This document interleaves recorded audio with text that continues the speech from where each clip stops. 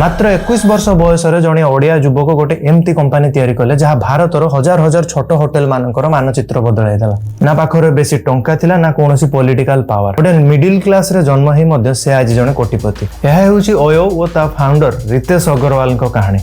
16 नवेम्बर 1993 रितेश अग्रवाल को जन्म हुए ओडिशार रायगड़ा डिस्ट्रिक्ट रो विषम कटक ठारे। चारि भाई भौणी भितरु रितेश थिले सबुठु छोट। रितेश को बापा रमेश प्रसाद अग्रवाल एक छोट ग्रोसरी दुकान में काम करथिले। सेतिपे आर्थिक परिस्थिति एते भलो नथिला। रितेश को चतुर्थ श्रेणी बेले तांको स्कूल ले प्रथम थर पई कंप्यूटर आसीतिला, जहार एक्सेस केवल षष्ठ श्रेणी पिलांकु ही दिया जाउतिला। रितेश बारंबार टीचर को कंप्यूटर चलाया पई अनुमति मागुथिले, किंतु तांकु अनुमति मिलु नथिला। रितेश को बारंबार अनुमति मागिबा परे प्रथम थर पई रितेश को चतुर्थ श्रेणी समय रे कंप्यूटर चलाया पई एक्सेस मिलिथिला, जहा द्वारा से कंप्यूटर बेसिक प्रोग्रामिंग शिखिथिले। सही वर्ष तांको भौणी जे +2 श्रेणी रे पढुथिले तांको कॉलेज रे एक एंटरप्रेन्योरशिप प्रोग्राम होबार थिला। सही कथा जेतेबेले से तांको घरे कहूथिले सेतेबेले प्रथम थर पई रितेश एंटरप्रेन्योरशिप वर्ड सुनिथिले। एंटरप्रेन्योरशिप रो माने तो से बुझी पार नथिले। तापरे से डिक्शनरी रे खोजी देखिले। एंटरप्रेन्योरशिप हेउची आर्थिक विपद रे सम्मुखीन होई एक नूतन व्यवसाय आरंभ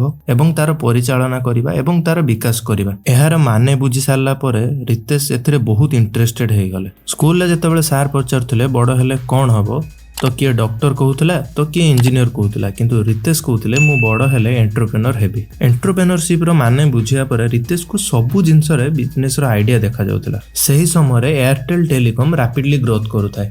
रितेश समर वेकेशन टाइम रे एयरटेल सिम बिकवा को लागिले। जो दुकान ने से सिम बिकु थांती तार सामना रे एक साइन बोर्ड लगौ थांती। सेठारु तांकू ओयो रो बड़ साइन बोर्ड लगेबार आइडिया मिली जायथिला। धीरे धीरे रितेश +2 पास करी गले। रितेश को बापा मां को इच्छा थिला रितेश जने इंजीनियर किबा जने डॉक्टर हो, किंतु रितेश को तो इच्छा नथिला। रितेश को मन थिला एंटरप्रेन्योरशिप रे, किंतु कोन करिवे, बापा मां कथा तो रखिया को पड़ियो। सेथिबाई रितेश कोटार एक इंजीनियरिंग कॉलेज रे जॉइन करी गले। आ जेतेबेले से सेठिकार पिलां को देखिले दिन राति पढुचंती, से कहले नाइ नाइ एसबु मो द्वारा हबो नाइ। एबे तांको पाखरे केवल गोटिए रास्ता, एंटरप्रेन्योरशिप। सेथिबाई से प्रत्येक सप्ताह घरे न जणे दिल्ली जाउतले, जेमती से एंटरप्रेन्योरशिप रो प्रोग्राम अटेंड करि परिबे। सेठू तांको फंडामेंटल जिनसटा जना पड़ी गला जे एंटरप्रेन्योरशिप कोन आ से माने कोन करंती। सही समय रे से इंटर्नशिप करिया को लागिले, जहा द्वारा से नुआ नुआ जागा बुली परिबे। पैसा तो कम थाए, रहिबा को भी रूम दरकार। तो सेथिबाई से होटल वाला को मेल कले। आ मेल रो या लिखिले जे मते गोटे दिन मागणा रहिबा को मिली परिबो कि मु दिने होटल इंडस्ट्री किछि बड़ करिबी। ऑब्वियसली केही तांको कथा विश्वास कलेनी ओ केते जण भी मना कर देले, आ केते जण होटल देबा को राजी हेले। एमिति करे रितेश बहुत कम दिन रे 100 रु अधिक जगह बुलिबा सह 200 रु अधिक होटल ले स्टे करी गले। एबे टेंशन न विषय या एई बुलाबुली भितरे पाठरे आ ध्यान रहिला नै। घर लोकंकु खराब न लागू सेथि पई से पढिबार लागिले जेमिति भलो मार्क आसी जिवो। किंतु एंटरप्रेन्योरशिप भी करिवार अछि। से दिल्ली गला बेले लक्ष्य कले एमिति बहुत घर अछि जोथरे गोटे गोटे रूम फाका अछि। वो मालिक भी चाहुचंती से रूम को रेंट रे लगे किसी इनकम करिया पे। दिल्ली रे टूरिस्ट भी बहुत आसुचंती, माने डिमांड प्रबल सप्लाई प्रबल, किंतु प्लेटफॉर्म दुर्बल। एही कथा रितेश बहुत भलो भाबरे बुझी गले। से भाबिले अरे मु तो कोडिंग जानिची, गोटे एम्प्टी वेबसाइट बनेले होंता जोथरे घर मालिक तांको घर लिस्ट करि परिबे आ गेस्ट माने ताको बुक करि परिबे। सेइठो आरंभ होला रितेश कर प्रथम स्टार्टअप, जहार ना थिला ओरावेल। दिन राति से तांको स्टार्टअप रे ध्यान देले। आ मार्केट को भल से बुझिया पई से पूरा नॉर्थ इंडिया बुली गले। वो अलग अलग होटेल रही छोटिया छोटिया प्रॉब्लम को ऑब्जर्व कले, जहाँ से तांको स्टार्टअप रे चेंज करि परिबे। एही भितरे 3 मास बीती गला आ कॉलेज आरंभ होई गला। एबे रितेश बहुत कंफ्यूजन में पड़ी गले। कॉलेज कली तो स्टार्टअप बर्बाद, स्टार्टअप कली तो कॉलेज बर्बाद, पुणी घर वाला राखिबे। यह भाभी से 2 दिन कॉलेज गले, किंतु तापरे से निज स्टार्टअप रे एते व्यस्त रही गले दिने पर दिने एब्सेंट होई चलिले। सही समय रे से एक फिल्म देखिले जहाँ फेसबुक फाउंडर मार्क जकरबर्ग को ऊपर थिला। से केमिति कॉलेज ड्रॉप आउट करिकि निज स्टार्टअप रे ध्यान देले। मूवी रे आ गुटे सीन मध्य थिला जे केमती पीटर थिल बोली जने लोक मार्क को 5 लाख टंका देइथिला ओ सेठारु से पीटर फेलोशिप विषय रे जानिले। वो फिल्म देखी से पीटर फेलोशिप एप्लाई करदेले, किंतु एप्लाई पाई बहुत कंडीशन थिला। तो आसंतु जानिबा से कंडीशन गुड़िक विषय रे। आपनक बयस 20 वर्ष रु कम होइथिबा दरकार। आपनक आपन कॉलेज छाड़िबा को पड़िबो। से भाबिले कॉलेज छाड़िया पई भी जने के पैसा दउची, बस ଏହା ଭାବି ରିତେଶ ପିଟର ଫେଲୋସିପ୍ ପାଇଁ ଆପ୍ଲାଏ କରିଦେଲେ। ଆଉ ରିତେଶ ଏସିଆର ପ୍ରଥମ ଥିଲ୍ ଫେଲୋସିପ୍ ପାଇଲେ। ଏବେ 19 ବର୍ଷର ପିଲା ଆକାଉଣ୍ଟରେ 50 ଲକ୍ଷ ଟଙ୍କା। କିଛି ଦିନ ପରେ ରିତେଶଙ୍କ ବାପା ତାଙ୍କ ପଢ଼ାପଢ଼ି ବିଷୟରେ ଜାଣିବା ପାଇଁ ରିତେଶକୁ ଦେଖା କରିବାକୁ ଆସିଥାନ୍ତି। ଆଉ ସେ ରିତେଶଙ୍କ ବିଷୟରେ ଜାଣିଲେ ଯେ ରିତେଶ ପଢ଼ିବା ବଦଳରେ ଇଏ ସବୁ କରୁଛି। ରିତେଶ ତାଙ୍କ ଘର ଲୋକଙ୍କୁ ବୁଝେଇବାକୁ ଲାଗିଲେ ଆଉ କହିଲେ ବାସ୍ ଗୋଟିଏ ବର୍ଷ ପାଇଁ ମୋତେ ଷ୍ଟାର୍ଟଅପ୍ ପାଇଁ ସମୟ ଦିଅନ୍ତୁ, ଯଦି କିଛି ନହେଲା ତ ପୁଣି ମୁଁ ପାଠ ପଢ଼ିବି। ଏମିତି କରି ବହୁତ କଷ୍ଟରେ ସେ ଘର ଲୋକଙ୍କୁ ରାଜି କରାଇଲେ। ବାସ୍ ଘର ଲୋକ ମାନିଗଲେ। ଆଉ ଟଙ୍କା ତ ଅଛି, ଏବେ ମନ ଦେଇକି ନିଜ ଷ୍ଟାର୍ଟଅପ୍ କାମ କରିପାରିବେ। ରିତେଶ ଦେଖିଲେ ଦିଲ୍ଲୀରେ ଏମିତି ବହୁତ ଘର ଅଛି ଯାହା ବିକ୍ରି ହବାର ଅଛି। ସେ ଭାବିଲେ ଏସବୁ ଭଡ଼ାରେ ଦେଇକି ପଇସା କମେଇଲେ କେମିତି ହୁଅନ୍ତା। ଏଥିପାଇଁ ସେ ବହୁତ ଘର ମାଲିକଙ୍କ ପାଖକୁ ଗଲେ।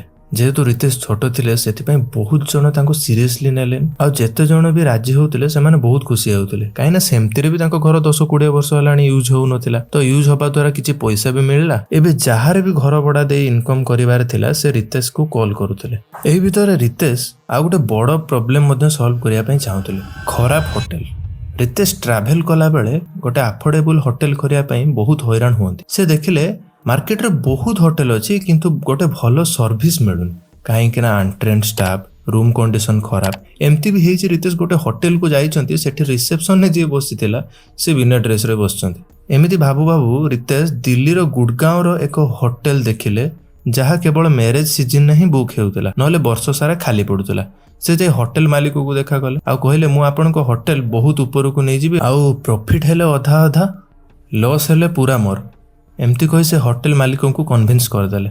ତାପରେ ହୋଟେଲ ମାଲିକଙ୍କ ପଇସାରେ ସେ ରୁମ୍ରେ ବହୁତ କିଛି ଜିନିଷ ଚେଞ୍ଜ କଲେ। ହୋଟେଲକୁ ପେଣ୍ଟିଂ କଲେ, ହୋଟେଲର ଲାଇଟ୍ ଚେଞ୍ଜ କଲେ, ବାଥରୁମରେ ସାବୁନ ରଖିଲେ, ବେଡ୍କୁ ଭଲସେ ସଜେଇଲେ ଆଉ ହୋଟେଲର ରୁମ୍ ପ୍ରାଇସ୍ 999ରୁ ଆରମ୍ଭ କଲେ, ଯାହାର ଆଇଡିଆ ସେ ଏୟାରଟେଲ ସିମ୍ ବିକିଲା ବେଳେ ପାଇଯାଇଥିଲେ। ବାସ୍ ଏବେ ଏଫୋର୍ଡେବୁଲ ପ୍ରାଇସରେ ଲୋକଙ୍କୁ ଭଲ ଏକ୍ସପିରିଏନ୍ସ ମିଳିବାରେ ଲାଗିଲା, ଯାହାଦ୍ୱାରା ହୋଟେଲ 90% ଅକୁପେନ୍ସିରେ ପହଞ୍ଚିବା ସହିତ ଟପ୍ 3ରେ ମଧ୍ୟ ରହିଲା। ଏବେ ପାଖାପାଖି ଯେତେ ବି ହୋଟେଲ ମାଲିକ ଥିଲେ ସେମାନେ ରିତେଶଙ୍କ ସହ ମିଶି କାମ କରିବାକୁ ଲାଗିଲେ।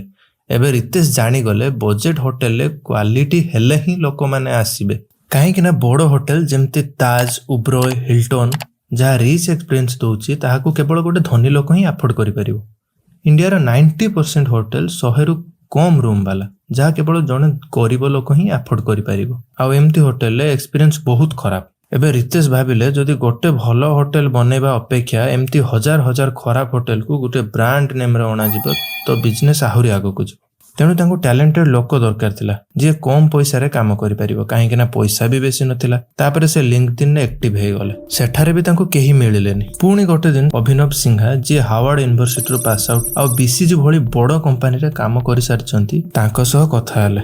ରିତେଶ ତାଙ୍କୁ ତାଙ୍କ ମିଶନ ବିଷୟରେ କହିଲେ ଆଉ ଅଭିନବଙ୍କର ବି ଇଚ୍ଛା ଥିଲା ଯେ ସେ ବି ଦିନେ ପ୍ରୋବ୍ଲେମ ସଲଭିଂ କାମ କରିବେ, ତେଣୁ ସେ ରିତେଶଙ୍କ କଥାରେ ରାଜି ହେଇଗଲେ। ଏବେ ଅଭିନବ ସମ୍ଭାଳିବେ ହୋଟେଲର ଷ୍ଟାଣ୍ଡାର୍ଡାଇଜେସନ ଆଉ ଅପରେସନ କଥା, ଆଉ ରିତେଶ ସମ୍ଭାଳିବେ କେମିତି ସେଲ୍ସ ବଢ଼ିବ। ଏବେ OYO 3ଟି ହୋଟେଲରେ ପହଞ୍ଚିଲା ଏବଂ ଏଇଭଳି କରି ବର୍ଷେ ଭିତରେ ସେ 50ଟା ହୋଟେଲରେ OYO ବ୍ରାଣ୍ଡିଂ କଲେ। ଏବେ ରିତେଶ ଜାଣିଗଲେ 3, 50, 100 ଭଳି ଇନକ୍ରିଜ କଲେ କିଛି ଲାଭ ହବନି। ଏବେ ରିତେଶକୁ ଆହୁରି ପିଲା ଦରକାର ଥିଲା। ସେ 5 ଜଣଙ୍କୁ ନେଇ ଏକ ଟିମ୍ ବନେଇଲେ। ତାପରେ ସେ 5 ଜଣଙ୍କ ରେଫରେନ୍ସରେ ଯେତେ ଟ୍ୟାଲେଣ୍ଟେଡ୍ ପିଲା ଥିଲା ତାଙ୍କୁ ମଧ୍ୟ ଜଏନ୍ କରାଇଲେ। ଏବେ ରିତେଶଙ୍କ ପାଖରେ 50 ଜଣିଆ ଗୋଟେ ଭଲ ଟିମ୍ ହେଇଗଲା। ଆସ୍ତେ ଆସ୍ତେ OYO ଗୁଡଗାଁର ଏକ ବଡ଼ ହୋଟେଲ ନେଟୱାର୍କ ବନିଗଲା। ଏବେ ରିତେଶ ଚାହୁଁଥିଲେ ଯେ ଇଣ୍ଡିଆର ସବୁଠୁ ବଡ଼ ନେଟୱାର୍କ OYO ହେବା ଦରକାର, ତେଣୁ ସେଥିପାଇଁ ତାଙ୍କୁ ଏମିତି ହୋଟେଲ ସହ କମ୍ପିଟ୍ କରିବାର ଥିଲା ଯିଏ ଅଲରେଡି 5-10 ବର୍ଷ ହେବ ହୋଟେଲ ଇଣ୍ଡଷ୍ଟ୍ରିରେ ରାଜ କରୁଥିଲେ। ଗୋଟେ ହୋଟେଲ ଅନବୋର୍ଡ କରିବା ପାଇଁ ତାଙ୍କୁ 6 ମାସ ସମୟ ଲାଗୁଥିଲା, କିନ୍ତୁ ରିତେଶ ଟେକ୍ନୋଲୋଜି ସାହାଯ୍ୟରେ ୟାକୁ 3 ଦିନରେ କରିଦେଲେ। ସେଥିପାଇଁ ସେ ଦିନେ ତାଙ୍କ ଷ୍ଟାଫ୍ ମାନଙ୍କୁ ଡାକିଲେ ଆଉ ପଚାରିଲେ ଦିଲ୍ଲୀର ଗୋଟେ ମାସରେ କେତୋଟି ହୋଟେଲ ଅନବୋର୍ଡ ହେଇପାରିବ, ମାନେ ଲଞ୍ଚ ହେଇପାରିବ। ତାଙ୍କ ଷ୍ଟାଫ୍ ମାନେ କହିଲେ ହାର୍ଡଲି 30ରୁ 35ଟା ହେଇପାରିବ।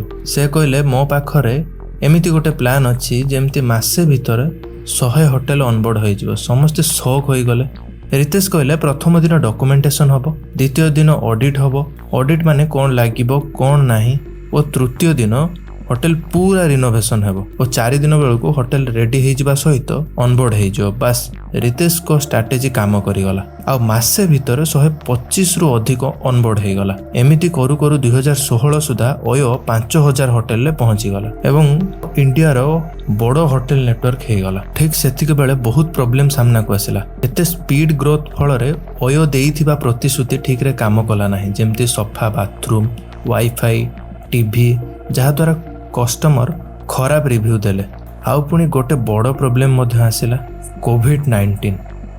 एबे ओयो सर्वाइव करिया कष्ट हो गला आउ से तार अधा नेटवर्क थ्रू तळकु खसीगला। कोविड-19 जेते भी नुआ नुआ स्टार्टअप थिला सबको तळकु नहीं गला। पुणी किछि दिन गला परे ओयो सर्वाइव करिगला। रितेश अग्रवाल कहानी हमको गोटे कथा शिखाए, सफलता पाई बड़ परिवार, बड़ डिग्री किंबा बेसी पैसा दरकार नहीं, दरकार बड़ स्वप्न एवं सही स्वप्न पाई लड़िबार साहस। आपणको स्वप्न को प्रथमे आपणको विश्वास करने को पड़ो, कहीं दुनिया सेतेबेले विश्वास करे जेतेबेले आपण सफल हो जाए। नमस्कार दर्शक बंधु, जदि वीडियो आपको भल लगी चैनल टी सब्सक्राइब करिए और वीडियो टी लाइक करिए।